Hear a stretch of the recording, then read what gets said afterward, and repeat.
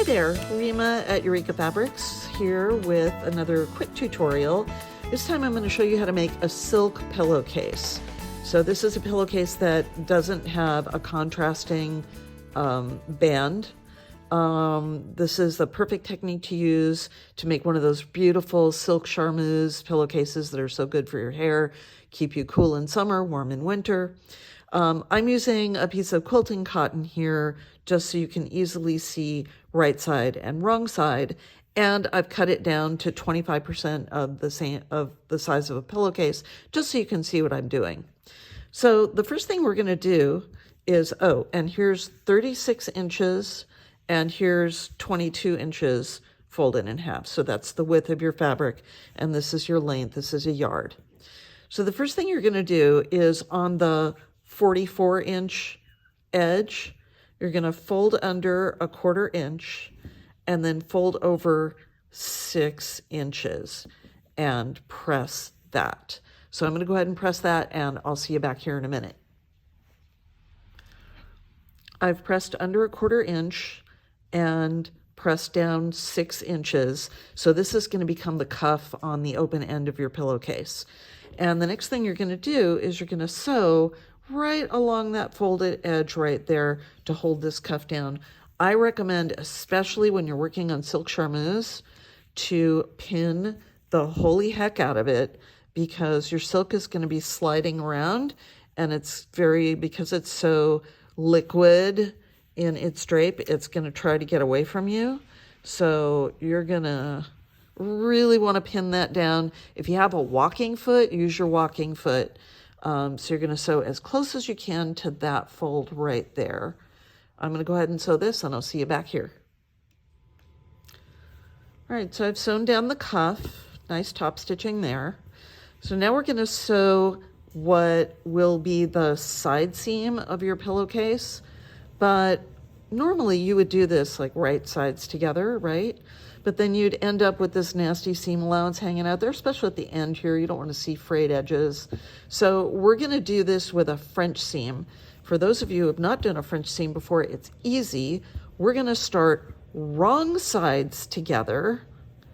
And again, we're going to want to pin like crazy. Especially, you want to make sure that your cuff edges are pinned exactly together so that they meet properly. And you're going to sew the seam at a scant 1/4 inch. I know this looks crazy, but trust me, when we get to the next step, it'll all make sense. Here's my side seam, sewn wrong sides together. So now we've got this seam allowance hanging out here on the outside. Makes no sense, right? But wait. What we're going to do is we're going to trim this to about 1/8 of an inch. Just really want to get it as small as possible. And now we're going to sew the seam again with the right sides together. So you probably want to give this a good press so that your seam is definitely open all the way. And then, once again, let's pin and make sure that our cuff edges are matching. And then pin the rest of it so that it doesn't get away from us. We're going to sew this seam again, this time at 3/8 of an inch, so that the seam allowances that are hanging out there will be completely encased in the new seam. There we go. You can see that your seam allowance has been encased inside the seam, and then when you look at the outside of the seam, it's just a perfect normal seam. But that way you have a nice encased edge there, and you're not going to have nasty seam allowances like hanging out there. So now we can do our final seam, which is at the end of the pillowcase. And this you can just do as a regular seam if you want. You can do a French seam if you feel like it, but you really don't need to, because no one's going to see that.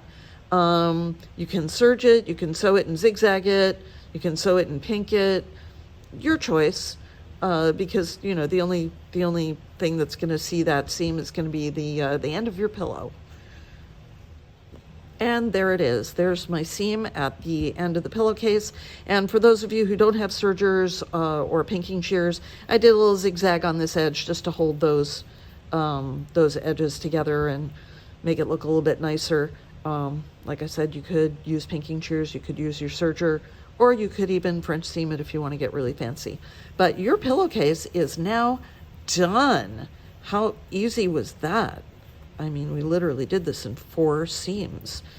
And if you make these in that beautiful silk charmeuse that we have in many colors, this is a really elegant gift for somebody that you can make in like 20 minutes. Hope you had fun sewing with me, and we'll see you soon.